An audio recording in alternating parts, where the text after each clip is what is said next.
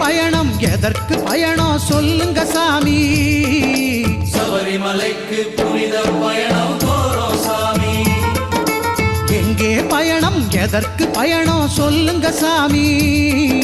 சபரிமலைக்கு புனித பயணம் போறோம் சாமி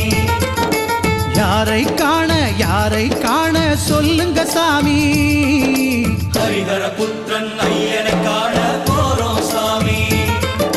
ஹரிஹர புத்திரன் ஐயனை காண போறோம் சாமி